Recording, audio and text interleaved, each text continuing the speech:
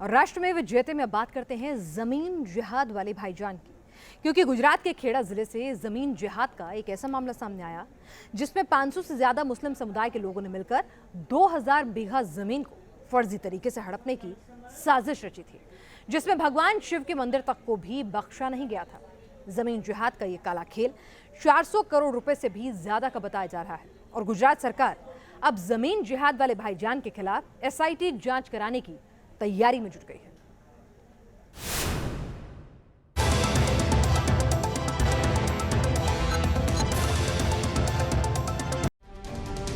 गुजरात के खेड़ा में जमीन जिहाद से हड़कंप। 400 करोड़ की 2000 बीघा जमीन पर साजिशन कब्जे का आरोप।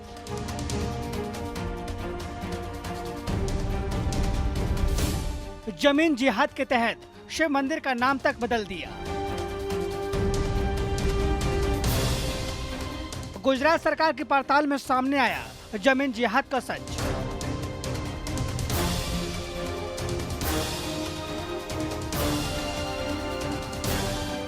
इतनी बड़ी साजिश ये लैंड जिहाद में की गई है और हम सरकार की ओर से हम विश्वास देते हैं कि हम इस साजिश को सफल नहीं होने देंगे।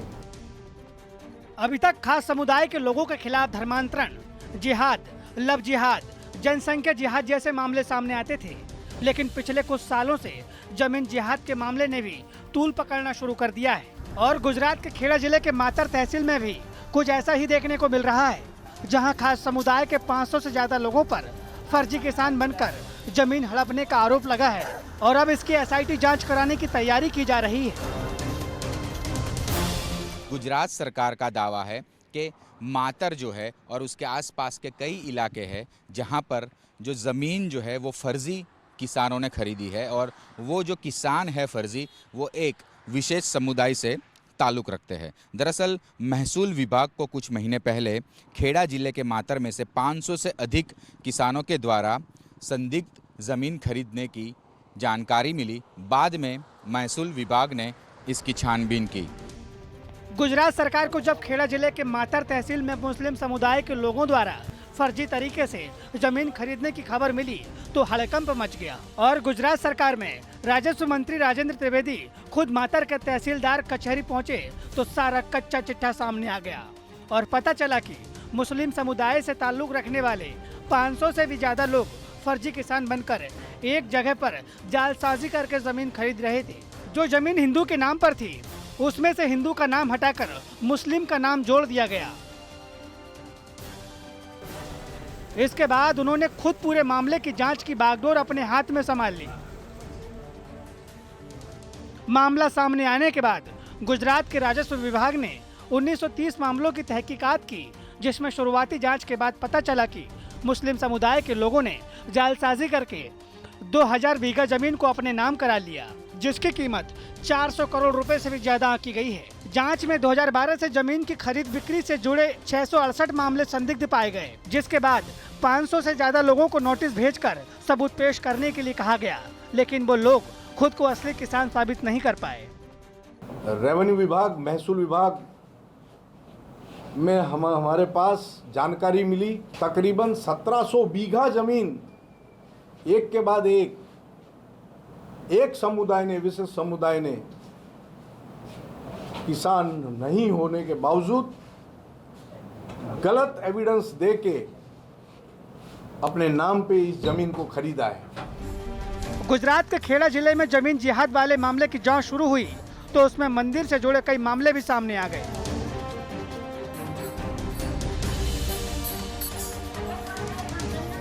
मातर से थोड़े ही दूर ये वनसर गांव है। वनसर गांव का जो किस्सा है वो बेहद अजीबोगरीब है, क्योंकि यहाँ पर गांव की ज़मीन पर जो महादेव का मंदिर था उस मंदिर में से दूसरों के नाम हटाकर एक विशेष समुदाय के लोगों के नाम मंदिर और उसके आसपास की ज़मीन पर आ गए। मामला जो है वो सरकारी नोटिस पर है। उन सभी लोगों को नोटिस दे दी गई है, 10 दिन की जो है वो मोहलत भी दी है कि आखिरकार वो अपनी जो भूल है वो स्वीकार कर सरकार के सामने आ जाए। लेकिन मॉडस ऑपरेंडी जो है वो बेहद खास है। कई मामले ऐसे हैं जो सरकार ने उजागर की है, ख़ास तौर पर जो महसूल मंत्री है उन्होंने, कि ये जो ज़मीन आपको दिखाई दे रही है वो उसका जो मूल मालिक है वो हिंदू है, लेकिन उसकी वारसाई यानी कि वारसदार जो है वो यानी काका, भतीजा, भाई, बहन वो मुस्लिम है। प्राणनाथ महादेव मंदिर को बेचने के लिए मंदिर का नाम बदल दिया गया था। 15 अप्रैल 2013 को खेड़ा के डीएम ने खुद इस मामले में आदेश जारी किया था। इसी तरह सानत तहसील में एक हिंदू जमीन धारक की वसीयत में मुस्लिम नाम जोड़ दिया गया था। अहमदाबाद में कमाल भाई के नाम को बदलकर कमाल वाला कर दिया गया था, जबकि मातर के ही एक जमीन के कागजात में बेटे की उम्र 51 साल और मां की उम्र 49 पाई गई।